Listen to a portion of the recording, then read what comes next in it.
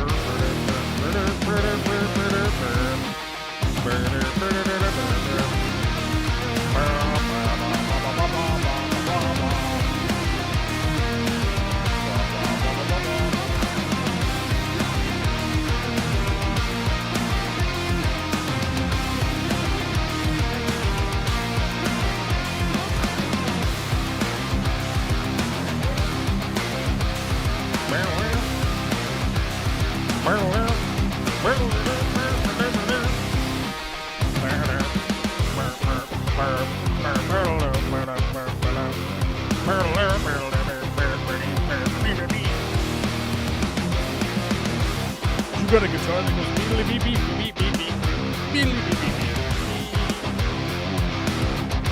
Squiggly, squiggly, woo! It's a squiggly woo guitar part. Ooh, wow, wow, wow, wow, wow, wow, wow, wow, wow, wow, wow. This is the part where there's, this is the part where there's, chorus. You're like, oh, I'm so sad my girlfriend left. Yeah, this is the part where you sing about your girlfriend, you know?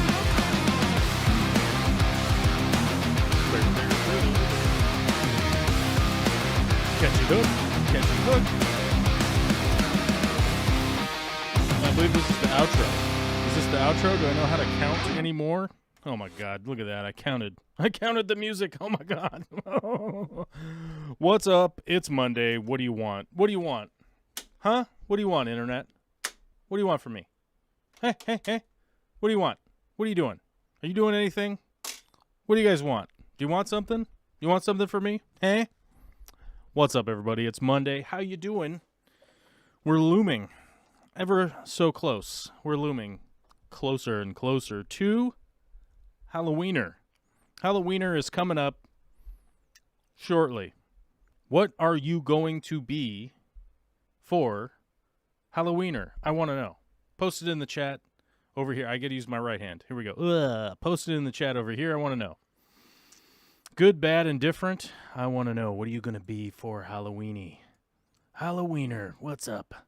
That's this week. That's this week. That's this week.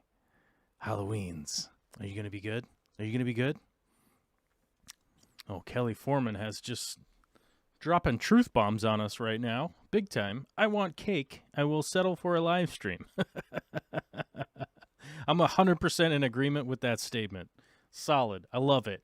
Let's give a shout out to the people that showed up first to the chat today. Frank Dominguez, he's got his notifications turned on. Zipgun, also. Big D Smoke, Alyssa, 503 Aquatics. Now, I believe 503 Aquatics is coming all the way out of Oregon, I believe. Hold on. I think 50, hold on, let's look this up. 503 area code located. Oh, that might be in California. No, it's Portland. Yeah. Why did it say California? What's wrong with this? It's Multnomah County, buds. Yeah, that's what I thought. That's what I thought. Coming all the way hot and fresh from Portlandia. What's up? Good to be back on the internet with y'all. Oh, yeah, Mystery Snail Guardians. Man, I don't know how to read good today. Nikki is here. Zelfernide. Who else? Steve Bearteach. Kelly Foreman, as I mentioned before. Dee Dee's Fin Den, what's up? Oh my God, I think we have the ladies from the ladies fish stream have showed up today. What's going on? Are we being inundated with lady fish streamers? I'm cool with that. In fact, I endorse that. This finger right here is the endorsement finger. I just poke it out into space, and then 'tis fingering. I did stop by their live stream the other day, and I was told that I would have to dress in drag in order to be on the show. Now, anybody that's known me for a long period of time, I have no shame in dressing in drag. It's no problem for me. I don't care. Are people going to question my masculinity? I don't care. It does not bother me at all. Not a problem for this guy. Are people going to think I'm too much of a girly man? Don't care either. Don't care. Not a problem. Doesn't bother me at all. And so if that's the requirement, just let me know, and I'll swing by sometime and be on the show.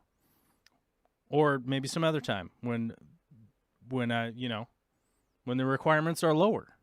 You could lower the requirements, and then I would come on there too. Let's see. What was going on today? Are you planning on coming to Vivarium again if COVID doesn't get worse again? Nikki, yes. Yes, I wanted to go again in 2020. I wanted to go again in 2021, which is meow. Like, I think that's now. I think 2021 is now. I think that's the year. Hell yeah, I wanted to come back to Vivarium. It's basically the only convention I've ever been to other than, what's the big giant one that I've been to? What's the big giant one? I can't remember the big giant one. I don't know. There's a big giant one in Germany. That one was really good. I can't remember the name of it right now. I don't know.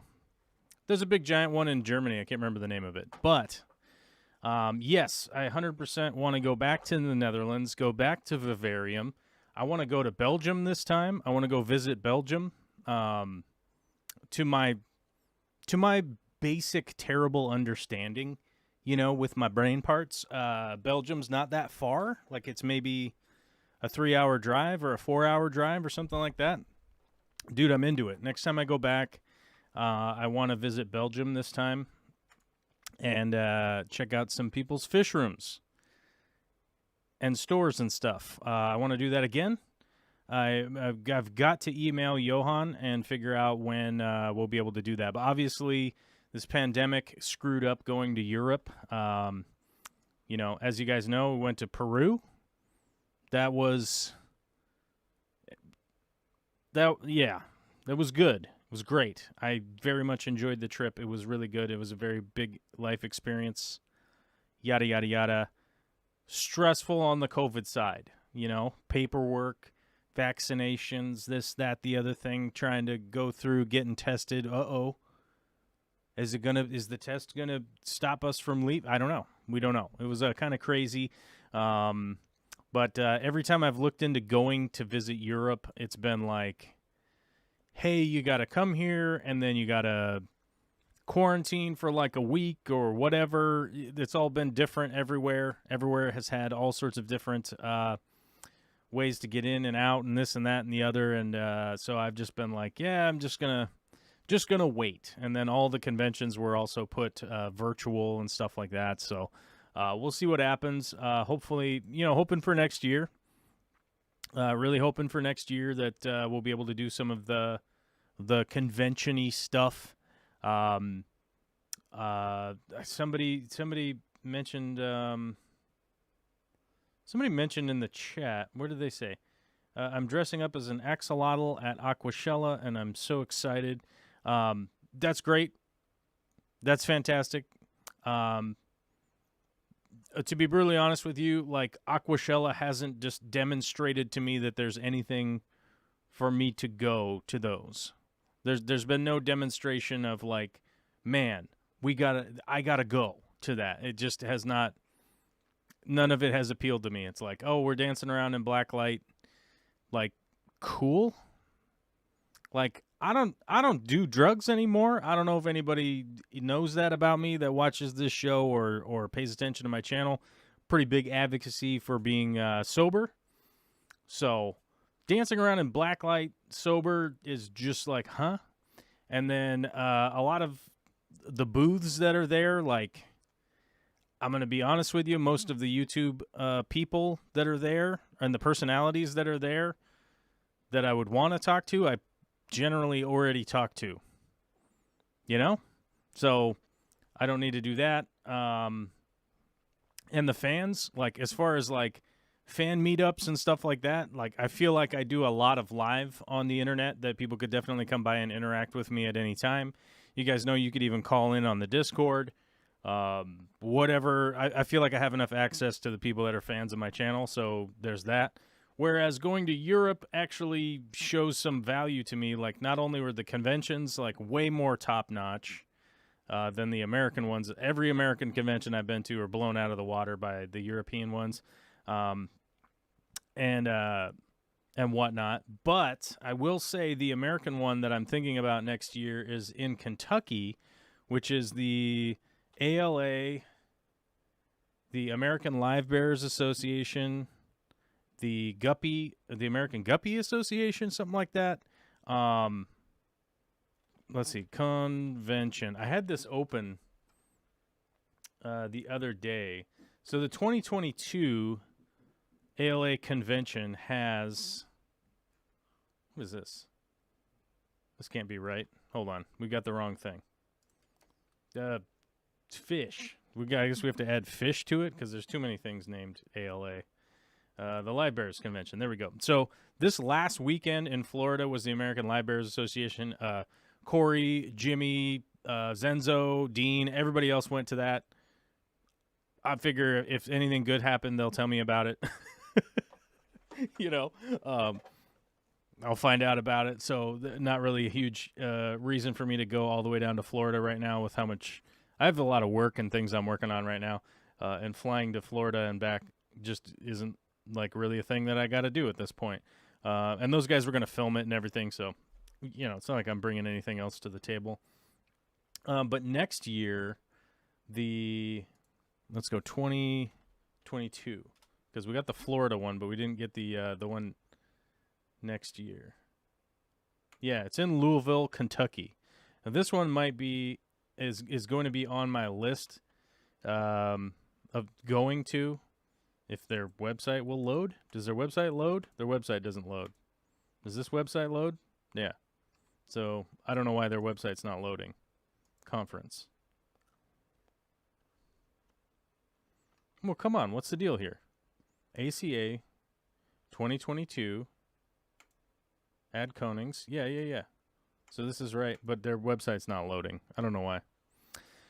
Either way, I have that weekend penciled in on the calendar for next year because it's the ALA, American Live Bearers, the American Killifish, the American Rainbow Fish, and the American Guppy. I think that's the 4.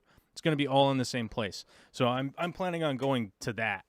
I'm planning on going to that one. So if people really want to go to a convention and run into me in person in the U.S., that would be the one to be at, I would think. You got to go to Kentucky. But last time I went and visited Kentucky, it was actually fairly easy to move around. Oh, my God, there we go. Their website loaded. July 27th to the 31st. 2022 has, gets you access to all of it. Your ACA, American Cichlid Association, American Live Bearers Association, American Killifish Association, and the ANGFA. I don't know. The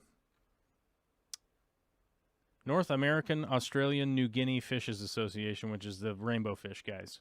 That will be pretty cool. I'm pretty excited for that. So that sounds to be about right. Right at my alley to go check that out. And I guess, if it's no good, I'll just drive around Kentucky and be weird. Who knows? Maybe I'll do that. I'll just blend right in. People will be like, we're in Kentucky and there's that guy over there being weird.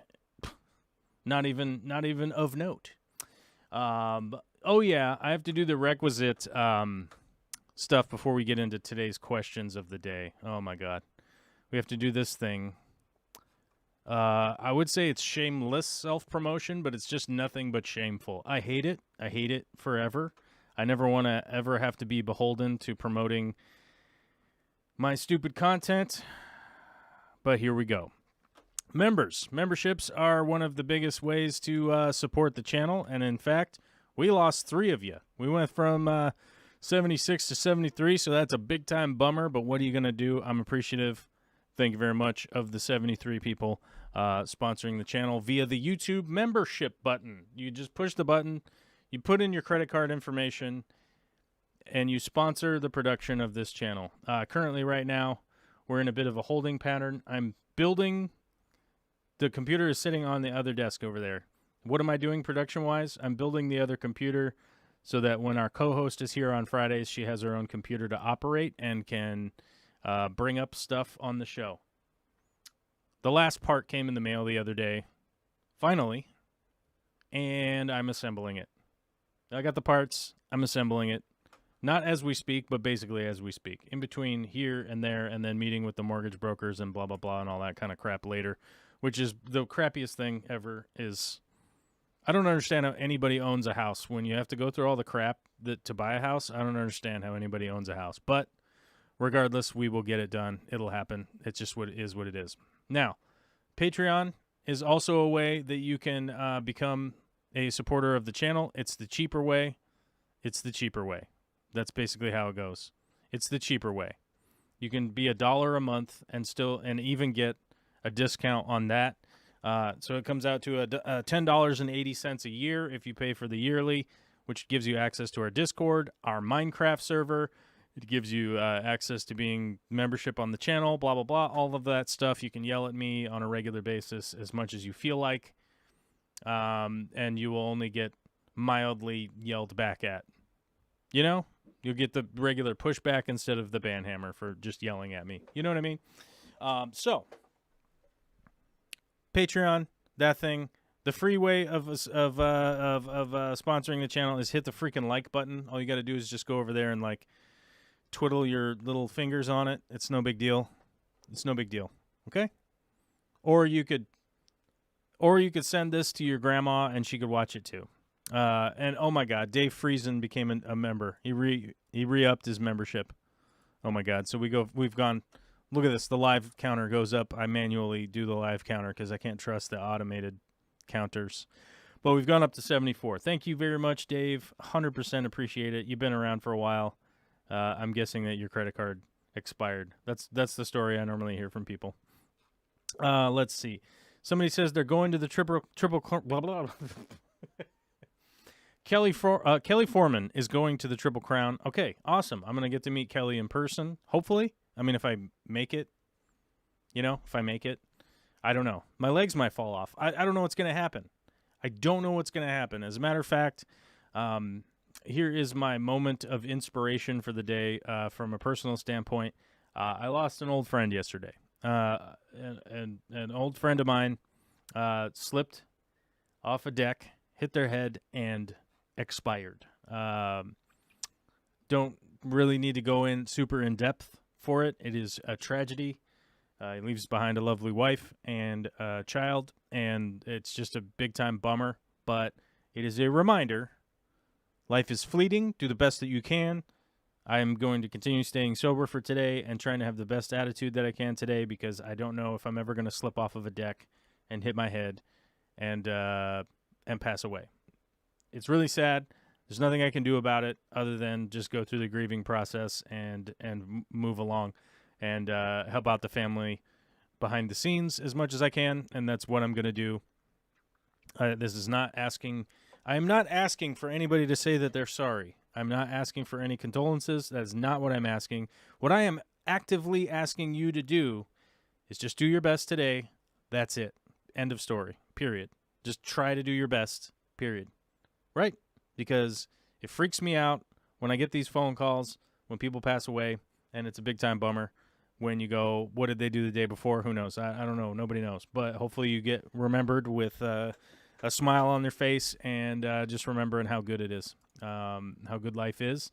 And it's very short. It's a very short little humdinger. We're out here rambling around, just trying to do our best as people and engaging with the planet that we happen to live on, right?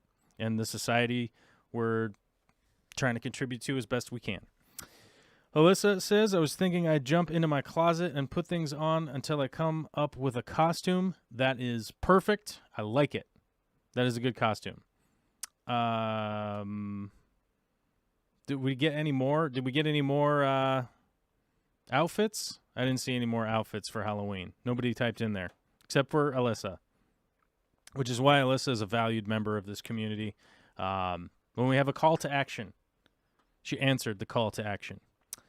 So I don't know what any of your other outfits are going to be, except for 503 Aquatics mentioned the axolotl. So those are our two contributing members today with the Halloween action. Nikki reminding me that it's Interzoo. That's right. Interzoo is a crazy big convention. I recommend people going to that if you get the opportunity to do it, but you got to have some kind of in. It's weird, because it's a convention for businesses and whatnot is the easy way to explain it. But people involved in the industry, that's how you get into that.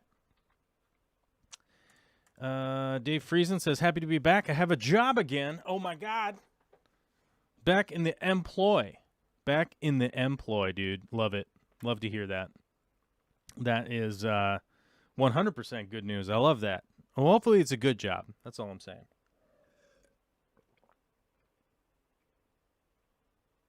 Just having a little sipperoonie in my jar water here. I've been feeling like dehydrated, you know. Went down to the family property yesterday and threw out my back, dude. We were out there, Vicky and I and Olivia, and we were kind of surveying the property, the conditions of things that were going on there. Don't think we can take our we don't think we can take our camper down there right now. It would get stuck. Would be a good way to put it. So we're probably gonna have to order up some loads of gravel and get the big equipment moved over from the cousin's house and grade out some gravel and pack it in before we get to take the travel trailer down to the old property down there. So we'll see what happens. Yeah. Degenerate Fish Keeper says ALA, a.k.a. ACA, and the Rainbow Fish Peeps for the KY event. That's right, the KY event. Huzzah! Yeah, we'll be up in there, or I'll be up in there, is my plan, because it's kind of like the right time of year. You know, it doesn't hit a holiday, doesn't hit anything like that. Just kind of perfect timing, and I like Kentucky. I've had good times there, so we'll do that.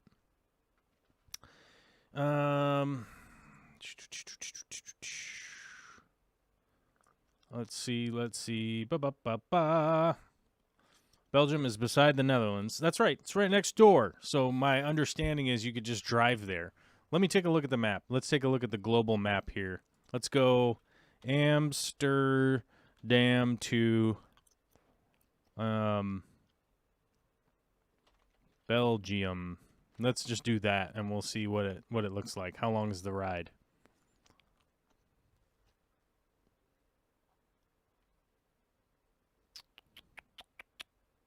Yeah, because you just go. So last time I was at in the Netherlands, we were sort of staying like an hour south of. We basically stayed like an hour south of Amsterdam, which I think the road like loops around or whatever, but it gives you an idea. But then I guess you get on the what is this? The A16, the E19. As you get on the E19 and you head south, and it only takes 2.5 hours currently at the current travel time. So that's like less time to drive from my house to Portland, Oregon. Right? Generally. So not a big deal. You know, that's just totally not a big deal at all. Easy. You know, you could drive to Antwerp, and that's even much closer. Brussels, Belgium. All right, man, that's easy. No problem. So I'm into it. Needless to say, I'm into it. Let's do it. I hope to go to Netherlands and then drive down and check out Belgium. Have no interest in going to France. I don't really have any interest on going to France, but if need be, I'll do that too. But I do want to go to Luxembourg just for the sake of having gone to another country. I can just mark it off my list. Like maybe go to Luxembourg for a day and look around at some wacky stuff, you know? Luxembourgian stuff. Yeah. So that's easy. That to me is simple. Especially, you know, when you fly over there, you know, you're flying for, you know, 20 hours or whatever, 24 hours with the layover and some really long flights. Oh my God. I just got an email, guys. I just got an email. I have another someone oh no. I thought somebody gifted me an Audible credit. Nope. I just got another Audible credit. Look at that. That's good stuff. That's good stuff. Which means I'm going to be able to read another audiobook, which I love. Reading audiobooks, because then I can read a book while I work with my hands, and it makes me happy. It gives me a smile. Like this. I go, and I make that with my face. Today's questions of the day come from Zipgun, who sent them in via the Discord. He just DM'd me up on the Discord in the way that you do, in the way that you do. You send a direct message, private message, PM, DM, whatever. Hey, hit the like button before I go on to the questions of the day. What's the deal here? Jeez. Only 13,000 likes. That's not enough. Question of the day. Thought of a few follow-up questions if you still want them. Oh, sorry. I could cut this part out. This part doesn't need to be in there. Delete. There. How long would you generally stay in an area if you were collecting in an area you were collecting in? So these questions are kind of follow-up questions in regards to some of the Peru content that I've been working on. These Peru videos are making no sense. I gotta go back to my scripts and figure out what the hell I'm doing because they're not making a whole lot of sense at this point. They're just rambling nonsense. I got to figure out how to make them 45 seconds long so that you guys will be able to watch them. Turns out a video has to be 8 seconds long, or people just they just lose their attention. Everything has to be a as far as I know, everything has to be a TikTok now. Otherwise it's not good. I think that's how it works. But anyhow, one of his questions about Peru was how long would you generally stay in an area you were collecting in? Okay, so as you move around the river, the big boat moves going along. You might be at steam for an hour, 2 hours, however long, whatever. And then you would get to an area where the locals knew what was going on. And they go, well, we could probably catch these fish out there. We were here a year ago or whatever, and we caught decent amount of fish, right? They all have they're working it out in their heads, and they're going like, we should probably go up there and check that out. You throw down the seine nets, you're probably out there for an hour, maybe an hour and a half. The guys on the boat would take the seine net out, then slowly drag the seine net in and just sort of just catch everything you could catch. And so you'd go through that. You'd probably be out there for an hour, hour and a half, something like that. It gets hot. You've already kind of caught what you're going to catch. Everybody taking the nets in and out, you start to kind of get tired. It's just a reality of doing the work, right? And I don't think it's a matter of have you scared off the fish or not. It doesn't really have anything to do with that. It's just you sort of get tired of catching the same fish in the area, and then it's time to kind of just move somewhere else and / take a break. Go back in, get in the shade, get some water, move the big boat somewhere else. There wasn't really ever a deep conversation of we've already caught all the fish here. It's just sort of we ran the net out 7 or 8 times. We looked around for any kind of ponds. We could do the dip net, anything like that. And then you're kind of have been there, right? You're not really going deep into the jungle. We certainly weren't. We did a couple of times, but they were known areas. You're not just going into the Amazon jungle and just sort of rambling about, hopefully trying to find some water somewhere or whatever. Most people are going to areas that the locals have been to. They know that there's a small lake or a pond or whatever you want to call it, or you're just moving up and down the river because it's the easiest way to move around out there is to go up and down on the river. You could travel a good distance, and if you're not going upstream, you don't really have to burn that much fuel. It obviously burns fuel and stuff to move the boat around, but let's say if you were going downriver and you were at steam for a half an hour and then you were at steam for 10 minutes, you're a lot further away than you could ever make it on foot. So you actually are kind of in a different area already. So that's how long we would stay in areas. It really didn't have a lot to do with, active decision making other than, hey, we're just going to move on to the next spot. When collecting with the dip nets, would it be constant moving along, or would some areas be worth staying in for a short time? Would areas be hit again after a wait, or was it all one and done?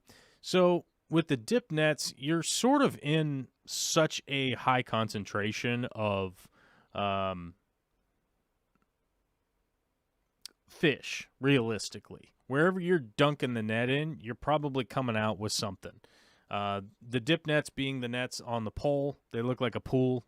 They look like a pool net, you know, like when you're trying to net leaves out of your swimming pool. I mean, I don't own a swimming pool, but you know, I've been around swimming pools, so you get the idea of what I'm talking about.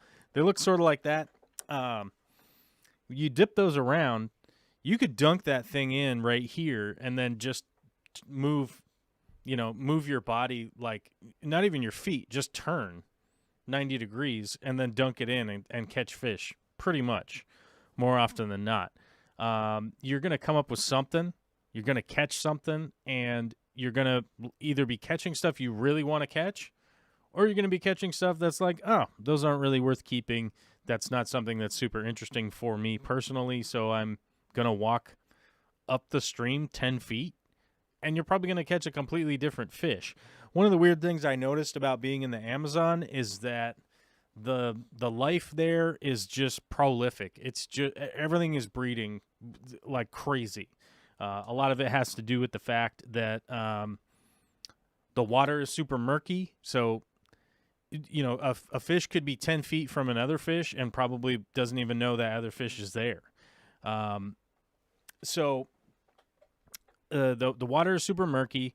The temperature is warm. The climate's always the same. The day schedule's always the same. All of that stuff, and the habitat is there for them. And so there's really no point in time where the fish are just like, well, it's not spring, so I'm not going to be breeding or doing whatever. They're just always kind of in hyperdrive. So, you know, you could, like I said, you could just walk to 10 feet away and catch a completely different fish right there, from where you were 10 feet back there.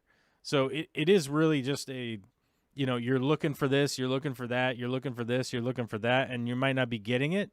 But more often than not, most of the stuff that we were catching, unless it was obviously identified as, you know, here's something specifically super common, we'll take one of them or two of them into the bucket, and we'll know that they were caught here when the owner of the boat and the organization does the cataloging later on.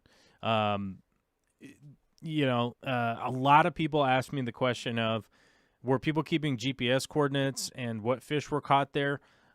To the extent of my knowledge, Devin, the guy who sort of owns and runs the boat and all that stuff, is documenting all of that, but I don't know really the documentation process. Randy took photos of all of the fish that we caught on the boat, and since he was doing that, everyone just kind of deferred to him, letting him do it so that he would have all of the photos, and one consistent person was taking them and stuff. So, you know, hopefully that kind of like explains a little bit of the thing where people go like, well, why don't you have like a whole bunch of Instagram pictures of every fish that you caught? And it was like, well, because Randy was taking those, because as you sort through the fish, you got to catch the fish out of the container, which is like a cooler, you know, it's just like a beer cooler. You got to catch one of the fish out of there. You got to put it in the specimen container, get it to kind of chill out, put a light on it, get your cell phone camera up to it, and then take a picture of it, and then move it so that it doesn't die, you know. So it's kind of a weird process of like going through and doing all that. And then Devin is like identifying it and going, okay, and then he's writing down where they caught it, what the species is. Also, he's like going through reference books to go like, yeah, that's the fish. That looks exactly right. And I think more people there trying to take pictures would have just cluttered the whole area up. You know, you are on a boat. You have a limited amount of space. So it's not like you can have a whole crowd around with everybody all yammering on and going wild the whole time. So those Devin and Randy were working on that together, and it seemed like they had a really good flow going. So like the last thing you want to do is just start to interject more people into a situation. So that was going along, and then things were kind of being tracked that way. And then as far as like would areas be hit again after a wait, or was it one and done? You know, there's really no reason to go back to a spot. We'd already traveled so much to get so far.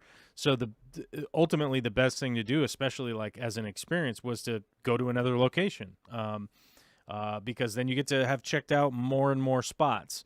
So could you come back an hour later or 2 hours later or tomorrow or something like that?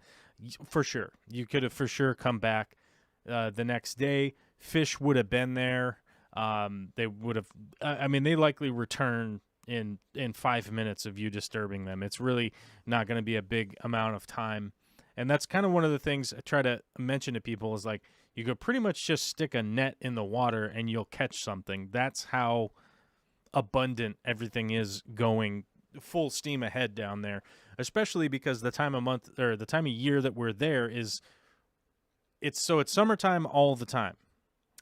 It's wet or dry. That's their season. Their seasons are, is it pouring down rain or is it not pouring down rain? That's basically it. It's like, oh, these are the months where it will be drier.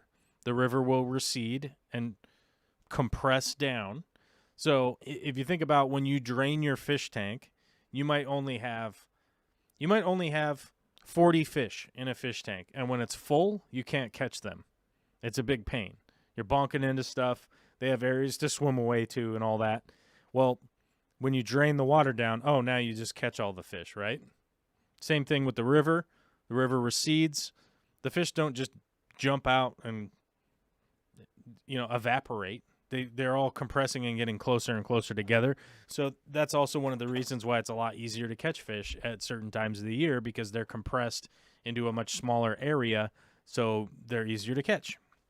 So there wasn't really like a whole big reason to just, leave an area for an hour and then come back, because you're most likely going to be encountering the exact same fish. It's not going to be really that different from what you were encountering before.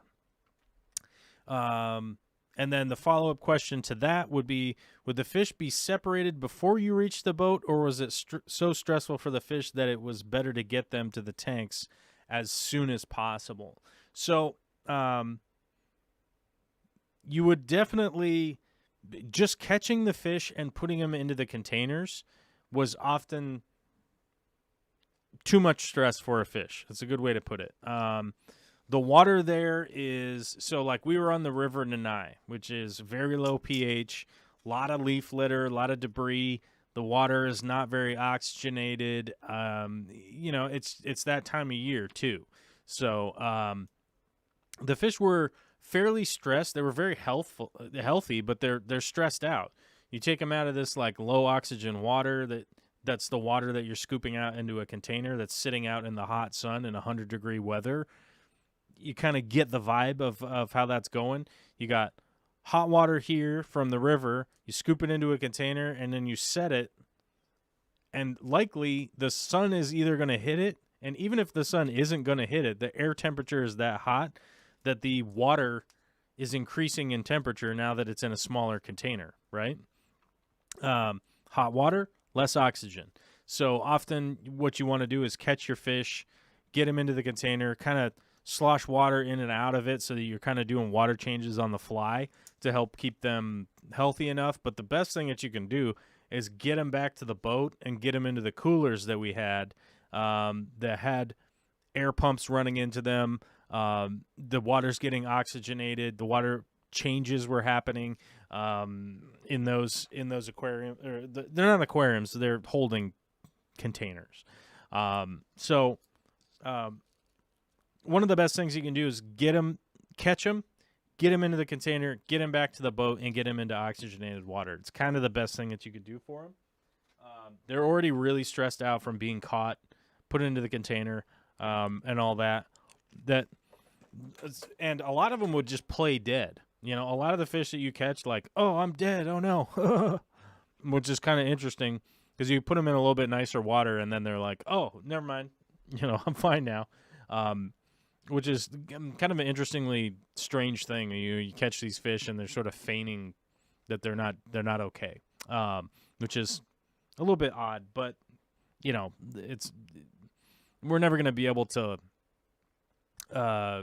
debate with the fish about how that's a bad idea or not or whatever. It's not a good tactic because we've already caught you. Never going to have a conversation to break it down for them.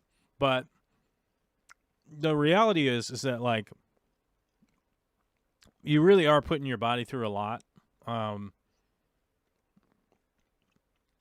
with all the travel, with all the bacteria, all the things that your body's encountering. You're definitely going to be run down. You're going into a different environment. You're doing all that stuff. You really want to get out there, catch your fish, get them back to the boat. You don't want to spend like a crazy amount of time just wandering around, not really doing too much, because the people are affected, the fish are affected, everybody's being affected. There's even points by the end of the trip, which actually I have some footage of some of the guys. What is it? Segundo and what's his name? Juan Luis and some of the other guys. You could just see like them netting fish and just going and going and going and going. It's like it's even running them down. Like they're getting to the end of their work week going like, all right, how many times are we going to put this net back out here again? Now, those guys never complained, but it's literally just you could tell a difference between the beginning of the trip enthusiasm by the end of the trip enthusiasm, where it's just kind of like they're going to take a little extra time to chill, try to catch their breath and stuff like that, where you're like, all right, man, we're getting to the end here. Let's go back. So even the people, are being affected. So the best thing to do is get those fish back to the boat, get them into their holding containers. And then also one of the other things, a lot of the fish that we catch are predatorial, right?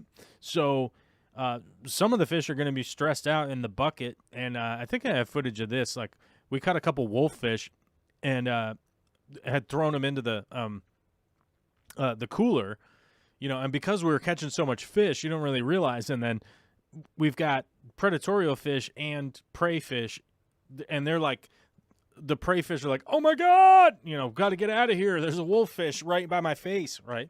And so, that kind of stuff. It's like, oh, let me scoop those out. We'll put them into another container so we can identify them and then not stress out all these other fish and have a bunch of dead fish in a bucket or just be feeding them for no reason. But it really was a cool adventure to go on. It was great to experience like how fish are caught and that kind of stuff. I think, hopefully, I think is to the extent of my knowledge, I think the aquarium co-op videos have been released. I'm not sure if there's going to be any more. I think I got to talk to Corey again and see what's going on with that. We had a brief conversation about it, and then we got distracted and had to do something else. But as far as I know, that's most of the content that's going to come out from the co-op. So I'm going to take all the other footage that I have and piece some stuff together for you. Like I've already been working on it, but like I mentioned earlier, my videos don't make a whole lot of sense right now. So I got to kind of go back to the drawing board and cut out a bunch of extra stuff that just doesn't even need to be there and doesn't make a whole lot of sense. You guys, we got an issue here to deal with. We got an issue that we got to deal with. We got a super chat on our hands here from the Fish Tank Barn. Okay. Do we recognize that the Fish Tank Barn has been supporting this channel for a long, long time? I don't know if we do, but I do. Thank you very much. For the super chat, says, for the tip jar, I'm driving back from the American Live Bears Association. Collecting fish in Florida was a ton of fun. I will never look at a creek the same again. Yep. It's definitely a different vibe when you go out into the tropics versus Northern America. In my opinion, there's just a difference. One's not better or worse or anything like that, but when you go up a mud creek in the distinctly hot weather of tropical areas, it will makes things it's a little bit different. It's just a little bit different. Though I would love to get some people from the tropical areas to come up to where I live and try to navigate what I'm used to navigating. 43-degree weather, cold and wet, Rocky terrain. I don't know how many people I've had come up into the Pacific Northwest. I guess I gotta call it the Pacific Northwest, right? I think that's the way I gotta call it now. And roll their ankles and whatnot because they're not used to walking up and down hills. Yeah, because they're like, what's the deal here? Why are there all these hills all over the place? And you go, well, geography, bruh. Bruv. We have another issue. We have got to update our membership number here. It's gone from 74 to 75. We are increasing, guys. Somebody asked me, what's the number? Somebody asked me what was the number because I think they wanted me to tell them a monthly amount of money for me to just produce short videos, produce video content for you guys. Somebody asked me, what was the number? And my number is 1,000. My number is 1,000 supporters of the channel, right? And my reasoning behind that is a long-standing reasoning. There's a couple books you could read about it, but the rule is if you have 1,000 people supporting your project, you could earn a living. Currently, right now, oh my God, can I even do the math? We have 235 people supporting the channel. That means we're 23.5%. I'm going to type it in here so that people understand what I'm saying. There, I typed it into the chat. 23.5% of the people requisite, the human requisite supporters to go full production mode and just start making videos all the time.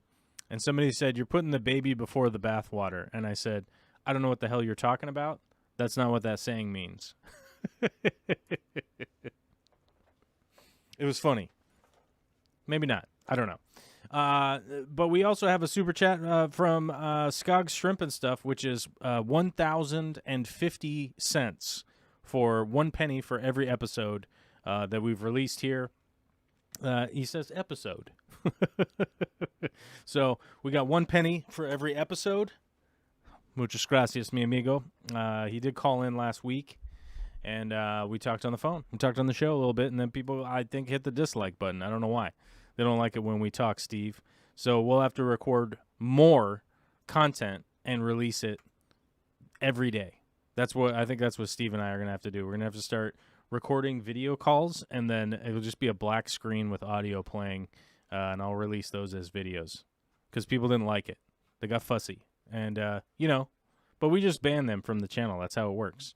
And somebody said, why you ban people all the time? And I said, there's 8 billion people on the planet. There's close to 6 billion people on the internet. And if somebody's being a jerk, what do you want me to do? I'm not going to keep them around. Go bug somebody else. That's how I roll. We got a 5. Is that 5 pounds? Oh, my God. It's 5 pounds from Aquarium Adventures. Says, from my wife for agreeing with her what side of the house the number goes on.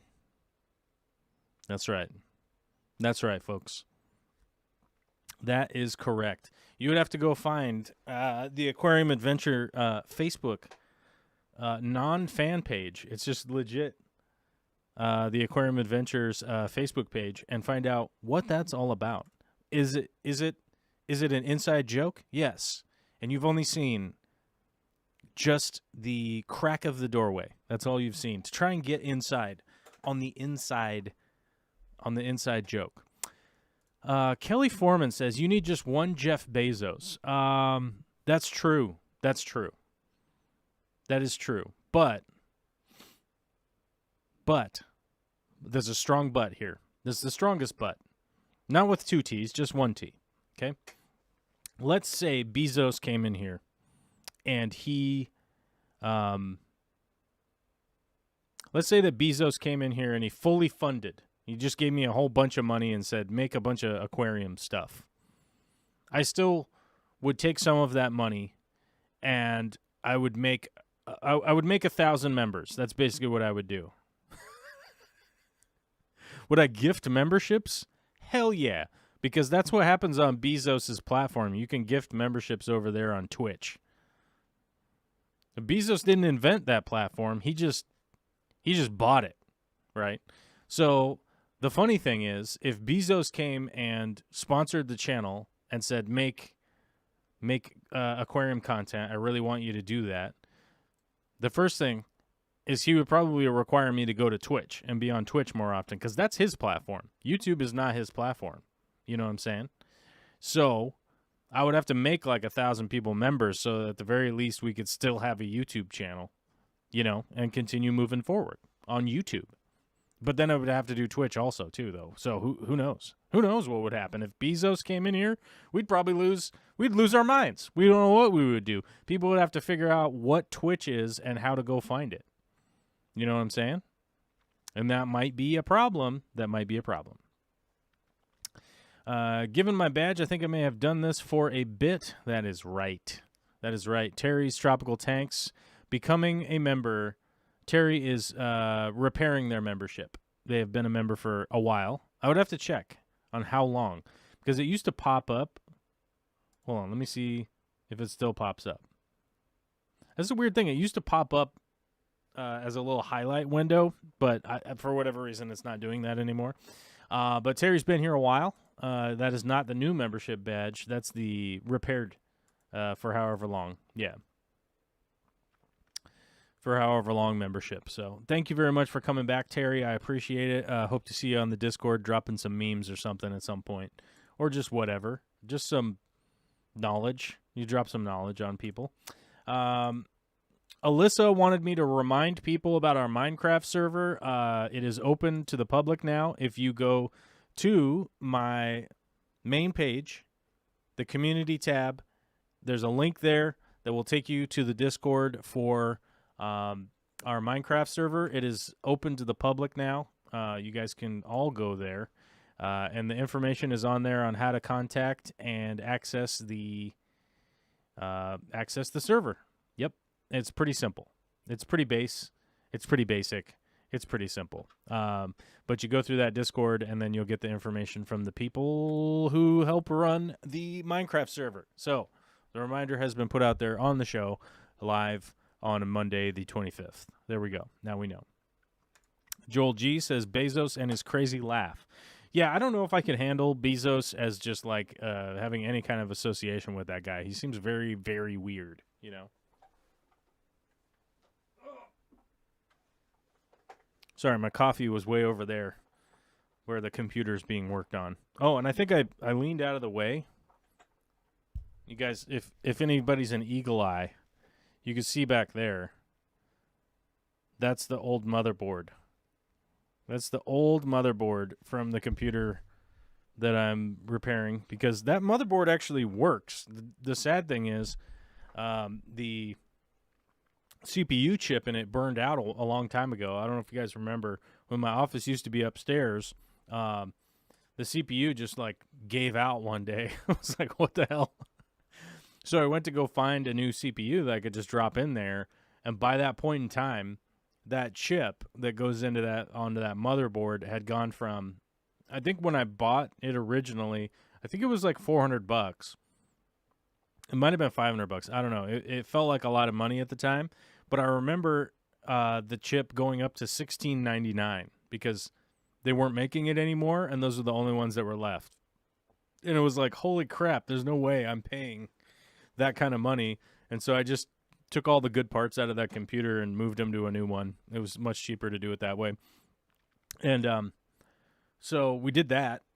So I've just had that case and the box and everything just sitting there going like, all right, one of these days when I get all the parts, I'll make the next computer. And then that project got pushed off, and the last part came the other day because the power supply was cheap enough to go ahead and get the power supply finally, because we didn't have one. And if you don't have power, computers don't work. It's just kind of, maybe that's new to you. Maybe that's new information to you, but it's not new to me. So, you know. But with the pandemic, the pricing on everything was like all out of whack for a while there, and still is on a lot of products. So people out there feeling the crunch, you know, me included. Pockets. Wait, pockets a little on the skinny side, so I dropped a like. Well, thank you, bonsoir. I appreciate it. We all appreciate the likes. You know what I mean? We really do. Even though it's free support, it's all good, baby. It's all good. The thing is, like, I wanted to make this apparent today, and mainly because, like, you know, I mentioned earlier, had an old friend pass away, and it's terrible, but it definitely puts you into some thought processes of, like, what's going on with my life? What's happening here, right? You get into kind of ethereal, wacky thought processes, you know, that start kind of bonking around in your head, and I wanted to tell you guys, I'm happy. Okay? Like, for all of the things that I'm cranky about, I got resting bitch face. I sound like I'm pissed off all the time. The way that I communicate with people makes it difficult for most people to comprehend that I'm being ridiculously sarcastic. I have a very weird, dry-ish sense of humor or whatever and delivery all the time and stuff. Whatever. Enough about me. But the explanation I wanted to put out there is I'm happy, okay? I'm happy that I have 235 people supporting this channel and the people that are just around, okay?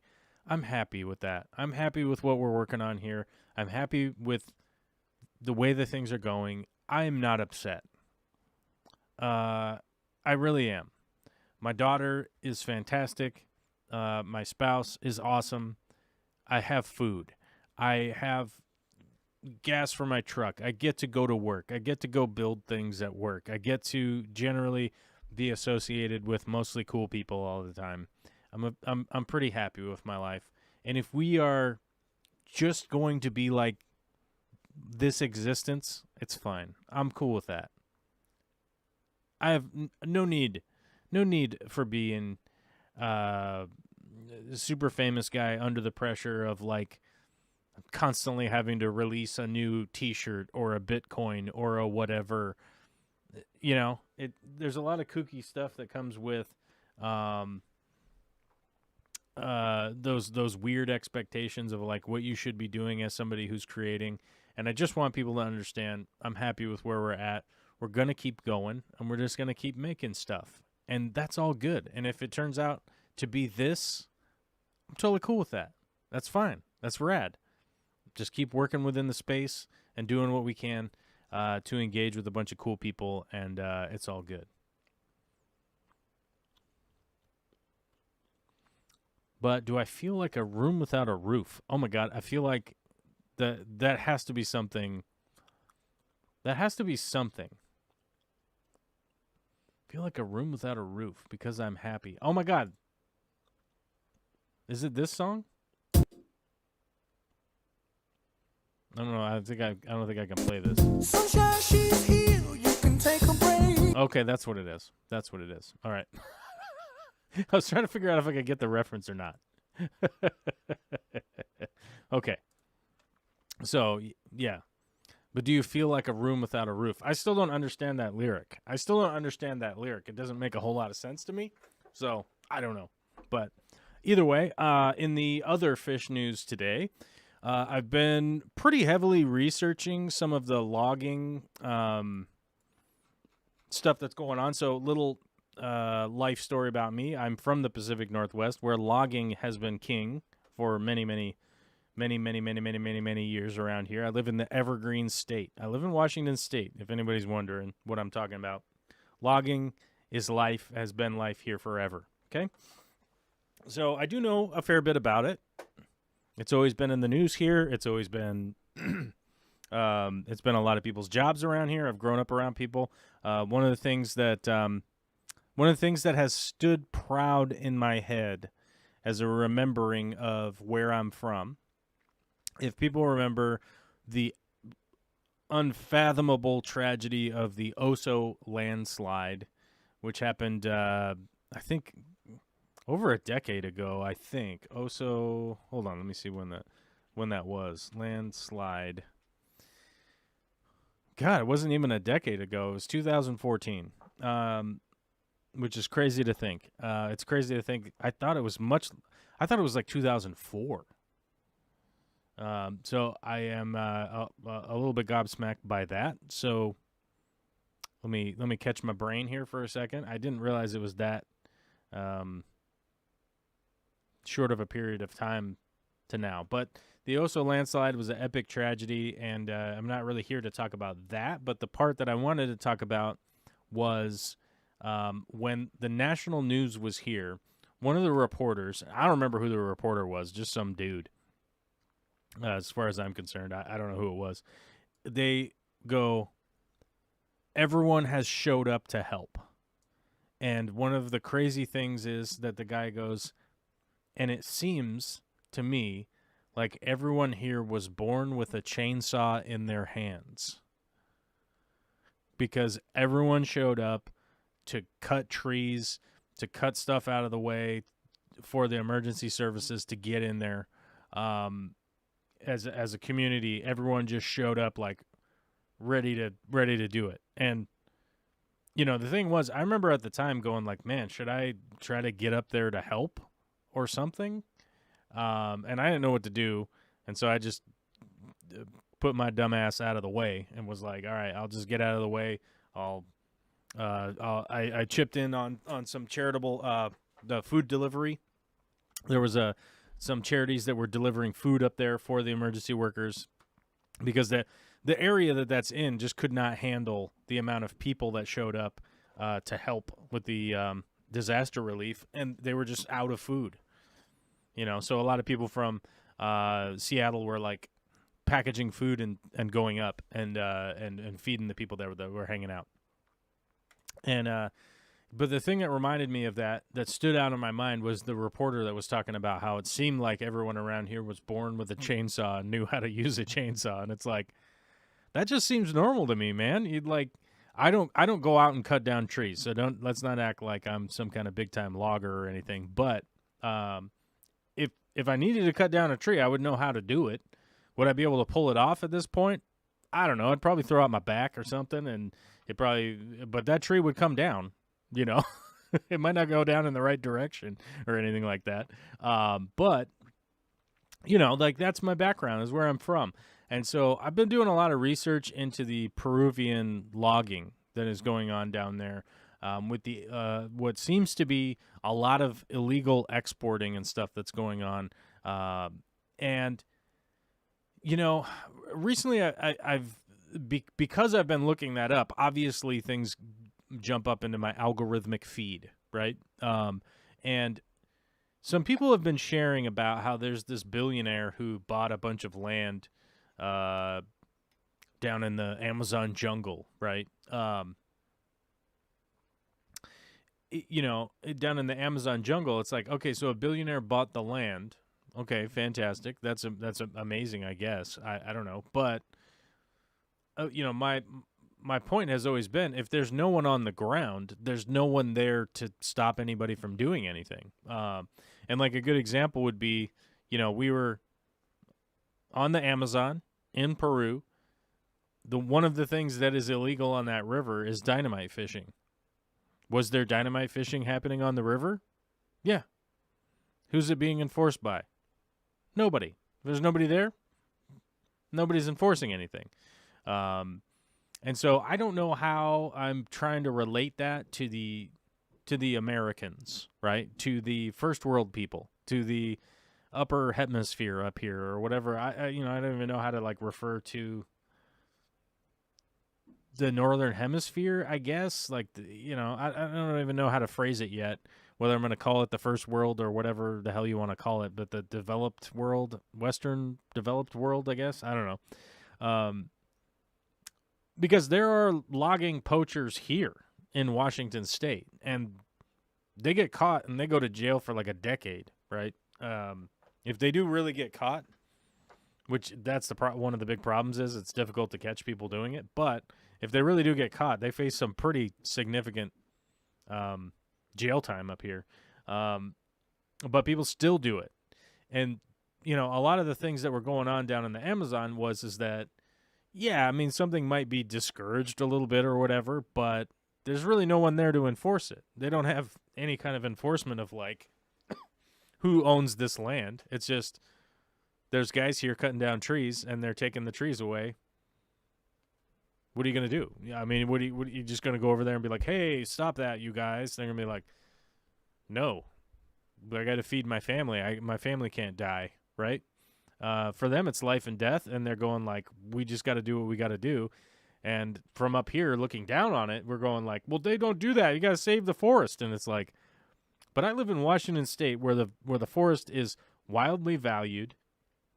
We have a lot of money for preservation. We have a lot of preservation we're trying to do here. We have like optimal conditions. And I believe in Washington State. So how much old growth is left in Washington State? I think the old growth that's actually left is just like a wildly small percentage, which I figured this would be kind of easier to look up. Yeah, here we go.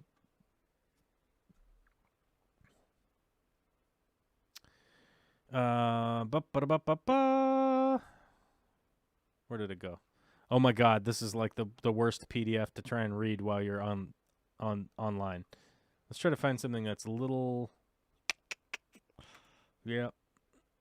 Because I remember the feds were trying to put old growth back onto, they're trying to put old growth back onto the table, but I don't even remember, like, almost every forest that we go to is like, it's not even old growth because it's already been logged before.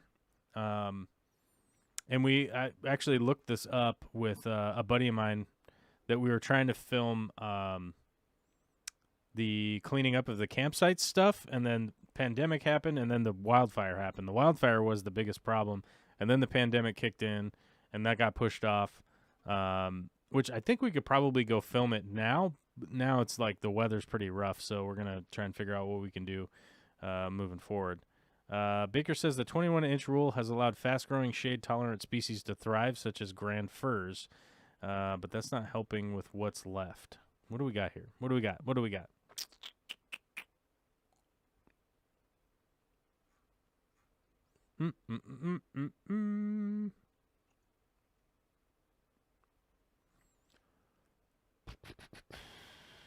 Damn, I was trying to make this like a little more cohesive with what I was talking about, but I probably should have looked this up ahead of time, guys. So coastal temperate rainforests are among the rarest ecosystems on Earth, which we have that here in Western Washington.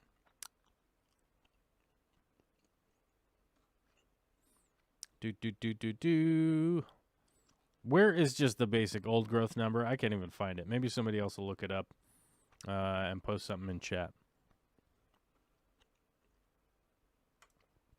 But I can't remember what the actual percentage was off the top of my head, and I don't really want to misspeak and be like, it's 5%, yeah, and be completely wrong. But I do remember it being like really low, like 15% or something like that. But don't quote me on that.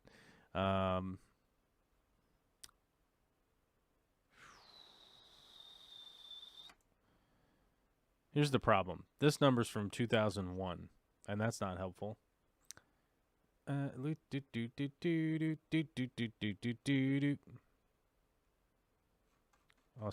Australia doesn't help. It's one of the weird things about being from Washington. You have to go all the way to the end of whatever is in alphabetical order. Okay. So we have old growth, but the only old growth that still exists is in national parks and state parks. Seward Park, Wenatchee National Forest, the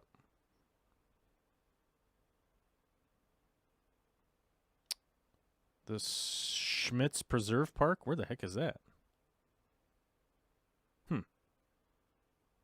53 acre Alki Point in West Seattle. Oh, that one's still out there? I was like, I knew that was somewhere I know. One of the very few roads in any part of Schmitz Park looking out towards the Admiral Way entrance. Yep. Okay. So what's weird is that like we can actually track Most of the old growth that's actually just left is in national park, national park, national park, national park, national park, national park, national park, state park, state park, state park, state park.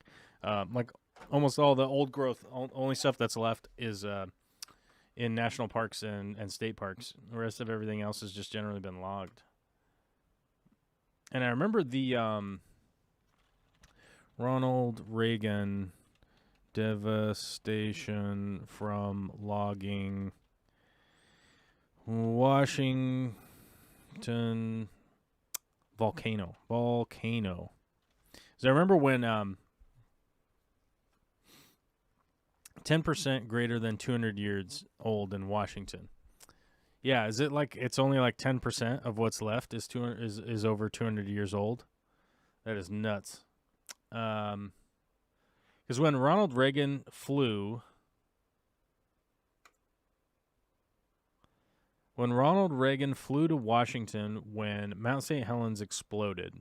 If you guys don't know about Mount St. Helens, that's a volcano that exploded in the United States, it's over there. It's not very far from here. I could drive there right now.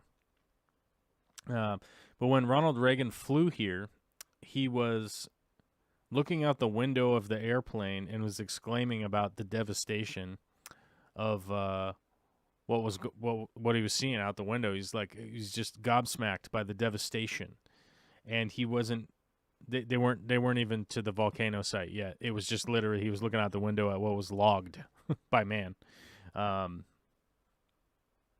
And I'm trying to find the quote here. I don't know. I'll have to find it. I have the link for it somewhere. It's going in a video that I'm making. But you would think I would have it handy. Oh, I was on the wrong page. That's why. Yeah,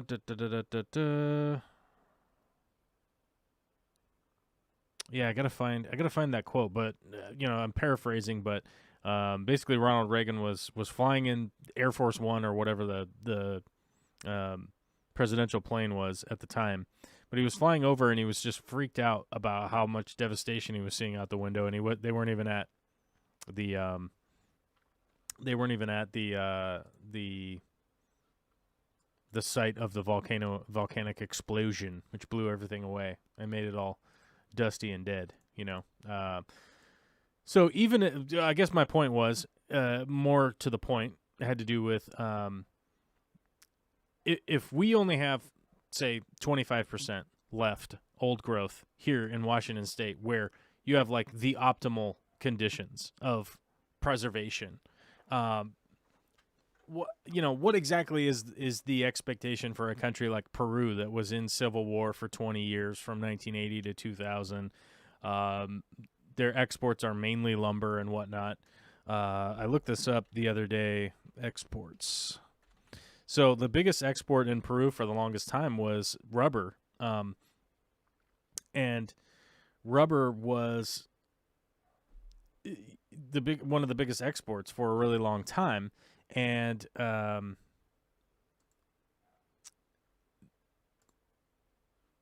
the rubber went away basically.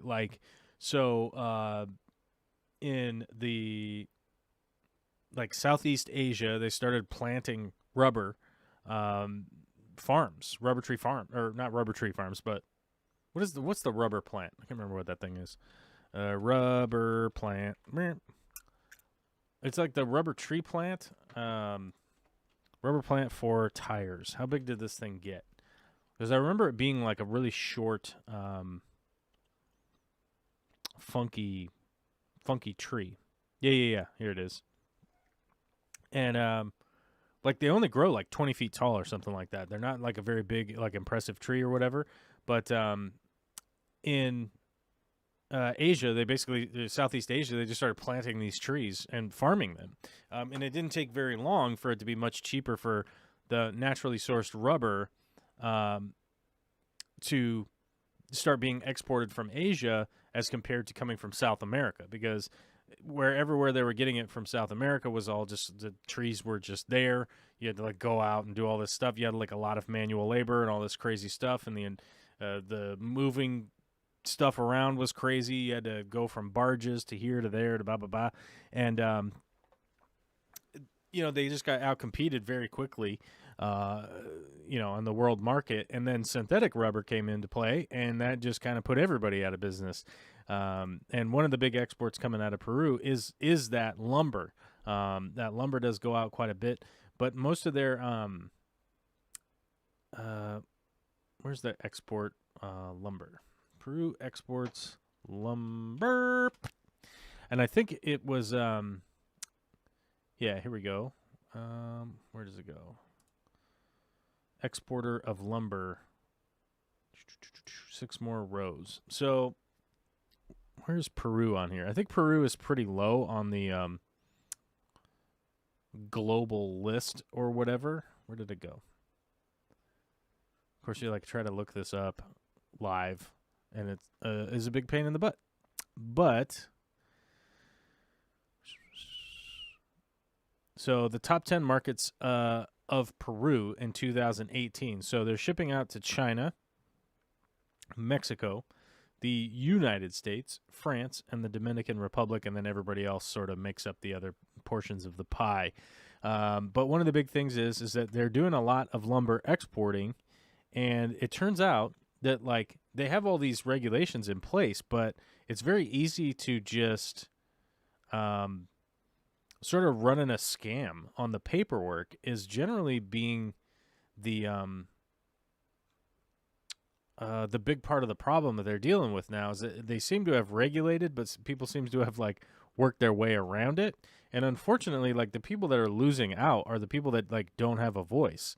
It's generally like the natives and whatnot that are getting kind of screwed over in this whole situation. And it's kind of one of those things of like, you don't really want to be the guy who's like yelling at a country that doesn't have a lot of means to deal with the situation that they're doing. And I'm trying to figure out how to phrase things in a positive manner that something could come in positive for the people at the bottom, right? And I don't really know how to do that unless you could like really influence a serious amount of money coming into an area. And like with these billionaires like buying up plots of land in the Amazon, it's literally I mean you're literally just being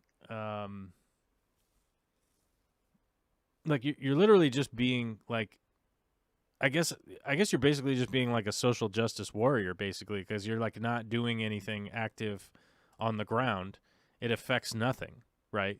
But you paid some money so that people would look at you and go like, "Wow, look at this guy! This guy's ripping it up. He's doing super good. He's saving the planet." When you're talking about like 0.1% of somebody's like net worth, that's like me putting $10 in the Red Cross thing, right? And then being like, "Oh, I solved world hunger, guys. Check me out," And so I'm really trying to figure out like how to phrase and how to have some kind of, I guess, like influential message that could help, as opposed to just being like, "This is bad, and you guys should know that it's bad," and then blah, blah, blah, and then just wander off, right? Because I don't think that that's very helpful. So I'm trying to figure out from the research side of things, like if somebody did want to put their $10 in the Red Cross bucket, right? Like, what would you do to sort of bolster the bottom end of that problem in another country? And at this point, it's still kind of a hazy mystery to me of like what I could be putting out there, but it's coming clearer as more and more research is done on my end, and I'm kind of getting more opinions from sort of globally and some of the networks that are in place of like trying to mitigate some of the issues and the exploitation that's going on the ground.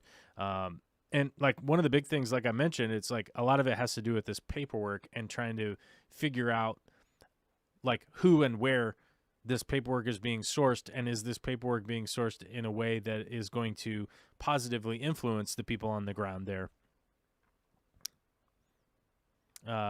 So, I don't know. I guess it's maybe I'm biting off more than I can chew at this point, but I figure why not? I mean, why not take big bites? It's 2021. What are we going to do,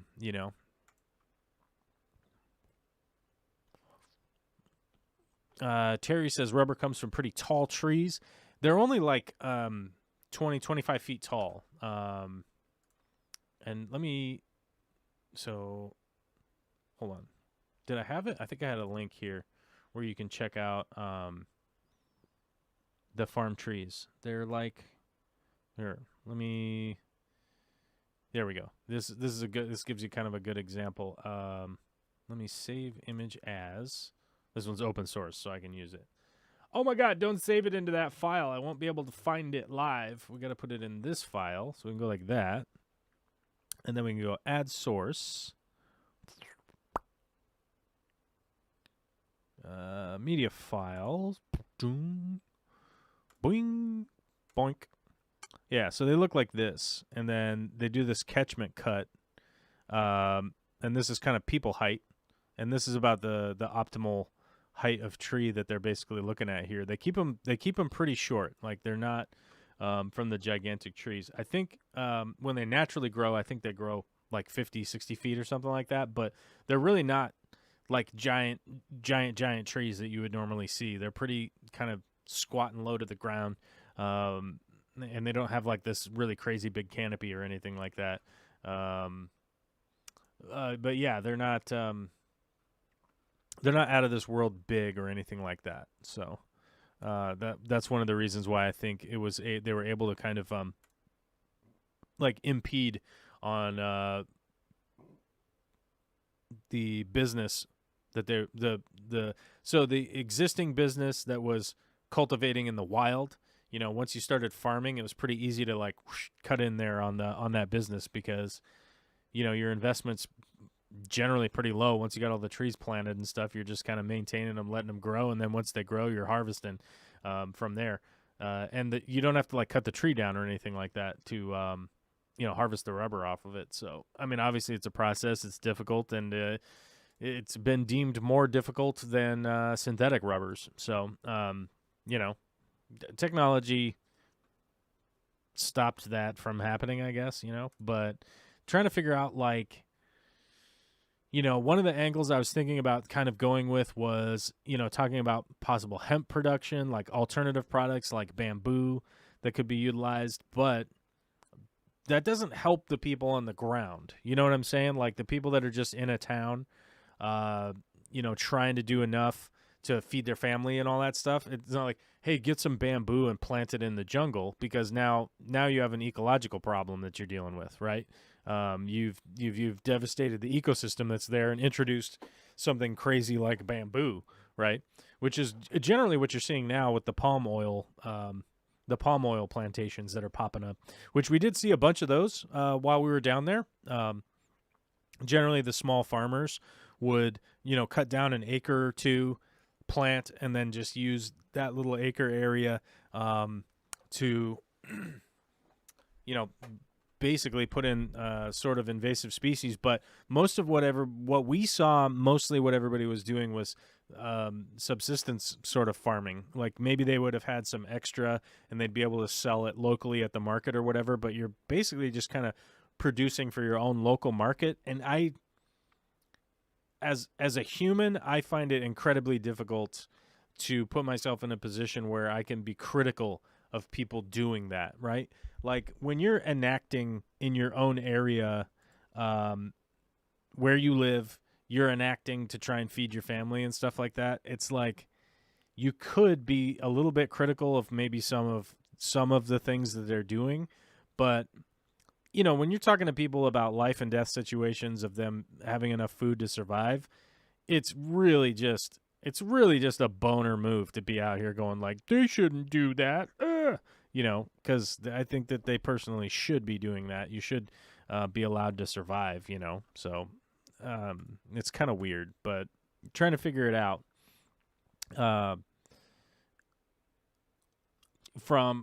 try to figure things out from the economic standpoint, because if you try to figure things out from strictly the like, I'm an environmentalist, you shouldn't do that, you don't propose any kind of solution that's actively going to work.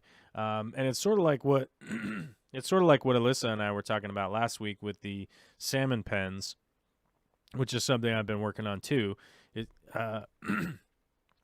Trying to figure out if the salmon pens are a good idea or a bad idea, because there's one group of people that's not affected by it financially at all, and that's the people that oppose it, right?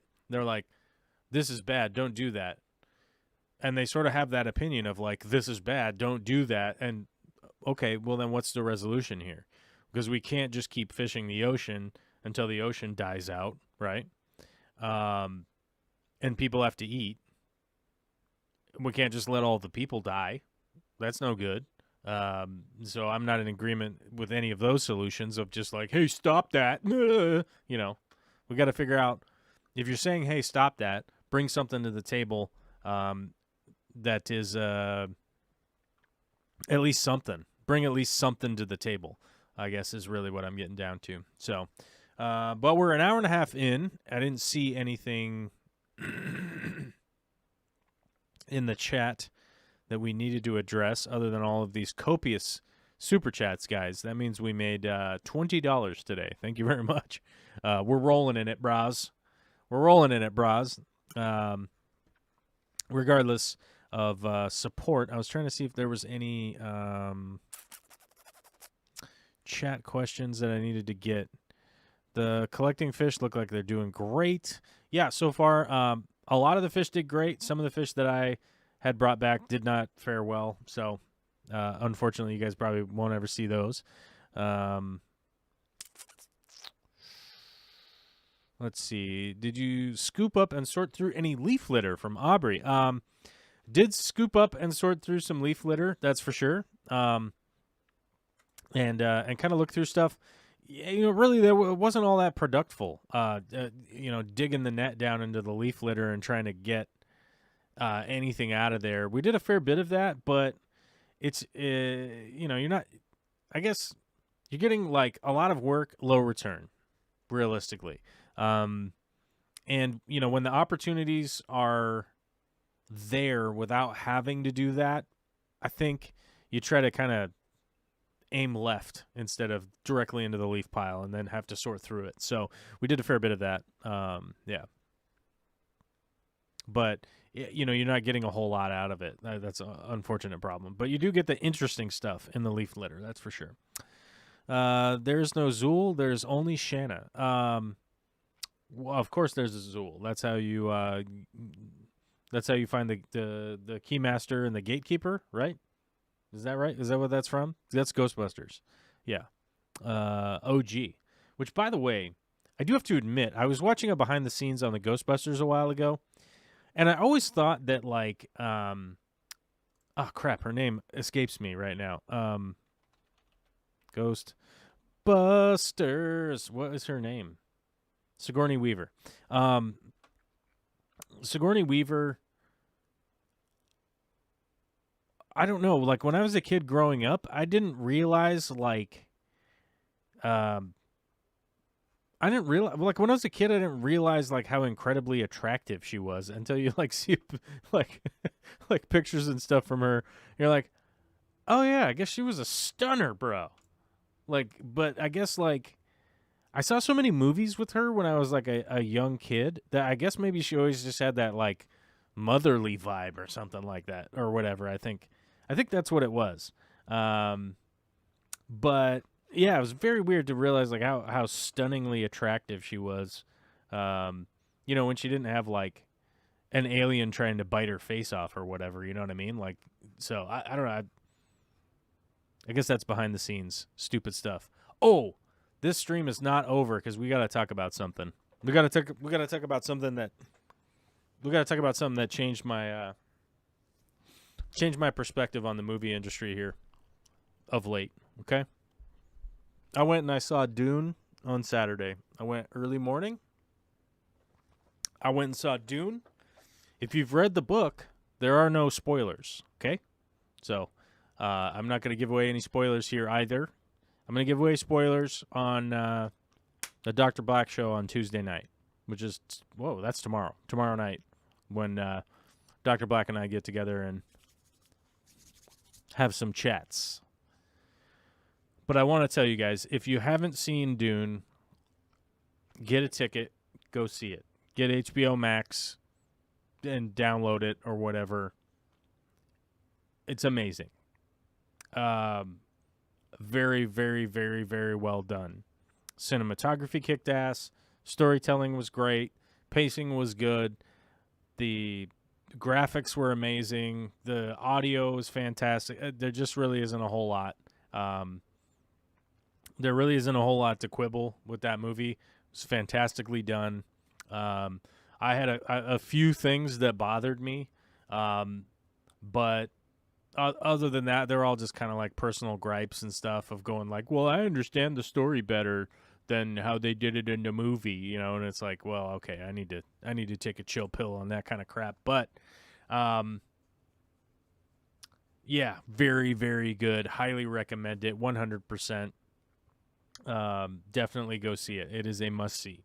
I'd give it like a 9.5 out of 10, mainly because I don't give anything a 10 out of 10 because I'm that grouchy all the time. Because look at me. Am I Bert? Am I Ernie? I don't know. I don't remember which one is which because I forget. But Dune was fantastic. I can't recommend it more. I don't know a better way to tell you guys to go see it. I really hope you do because it was a real experience. From a personal standpoint, there were parts that I got.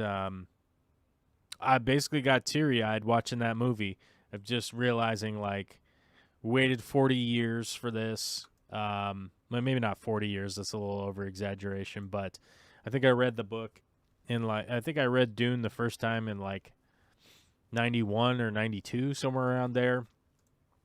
Very big part of my upbringing. Love the book. Love the story. All of the lore behind it is amazing. It's great. It's very well done. And I always identified as one of the books I recommend to people to read. If you don't, if you're not a sci-fi person, go read it. You'll probably become interested in sci-fi stuff from having read that. So, fantastic book. Villeneuve, whatever that guy's, Dennis Villeneuve, did a fantastic job. Definitely followed through. Can't wait for part 2. Can't wait for part 2. As far as I know, Dune Part 2, people are saying that it's greenlit, which is weird because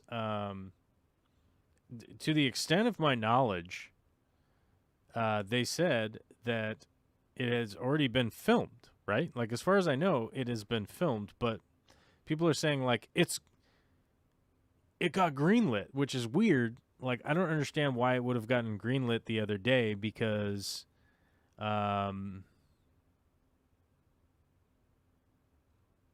it's like it's Dune Part 1. Like, how is Part 2, like, not already happening? I don't know.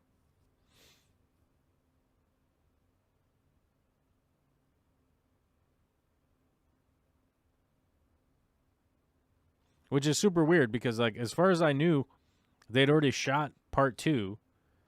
But apparently they're saying, like, oh, we'll be ready to shoot in 2022, which is bizarre to me.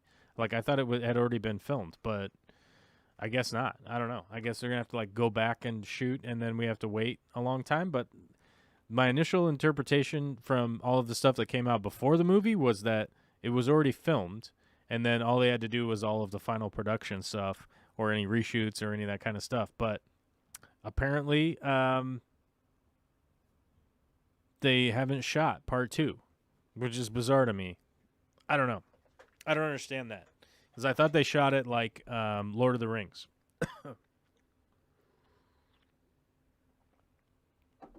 And it's totally insane to me when I say that Dune coming out, like, puts my faith back in some of the movie industry, and then they go, "Oh, well, part 2's been greenlit, so I guess we'll make it now." And you go like,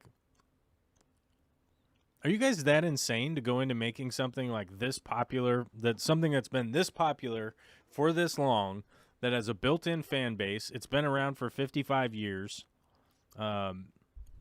Is that right? 55 years, something like that. And not have shot like the other half. I don't know. It's bizarre to me, but yeah. So I guess that would be my one big time complaint at this point with the movie industry in regards to Dune. It's pretty stupid to me. But thank you for everybody hitting the like button. We got 29,000 likes. That's a lot. But we need to get those numbers up. So don't forget to hit the like button. Aubrey Wright says, I didn't realize that it was just part 1. And when it ended, I was like, what the hell? That's not much of an ending. And I remember a bunch of other things happening in the older movie. Yep. It opens up and says it's part 1. So, I think it's in the opening. I think it's in the opening at the beginning. It said it was part 1, but maybe not. But that's what I thought happened. So, anyhow, that's the show for today. I got to go meet with financiers and stupid mortgage people and stuff like that. But shout out to our new members today. Terry came back, and oh my God, and Dave. Terry and Dave both came back to the fold. Welcome back to the fold. And our super chats from the Fish Tank Barn, Skog Shrimp, and Aquarium Adventures. Very much appreciate you, bros. Thanks for all your support. Spin by Patreon or whatever if you want to support the channel and the stuff, words, and push buttons. There we go.